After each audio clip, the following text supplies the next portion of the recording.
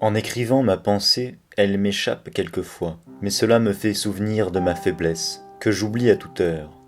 La vanité est si ancrée dans le cœur de l'homme qu'un goujat, un marmiton, un crocheteur se vante et veut avoir ses admirateurs. Et les philosophes même en veulent. Ceux qui écrivent contre la gloire veulent avoir la gloire d'avoir bien écrit, et ceux qui le lisent veulent avoir la gloire de l'avoir lu. Et moi qui écris ceci, j'ai peut-être cette envie, et peut-être que ceux qui le liront l'auront aussi.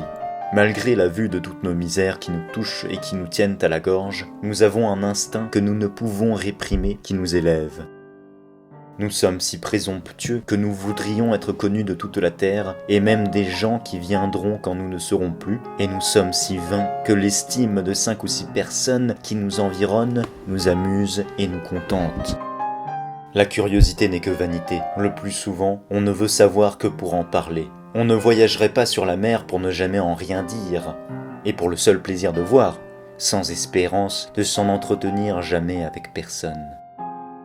Ce qui m'étonne le plus est de voir que tout le monde n'est pas étonné de sa faiblesse. On agit sérieusement et chacun suit sa condition. Pas parce qu'il est bon en effet de le suivre, puisque la mode en est, mais comme si chacun savait certainement où est la raison et la justice.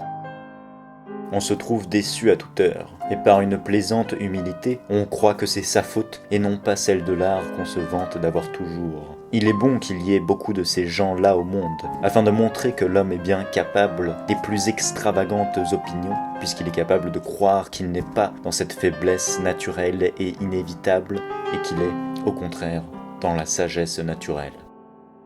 L'homme n'est donc que déguisement, que mensonge et hypocrisie, et en soi-même et à l'égard des autres. Il ne veut pas qu'on lui dise la vérité, il évite de la dire aux autres. Et toutes ces dispositions, si éloignées de la justice et de la raison, ont une racine naturelle dans son cœur.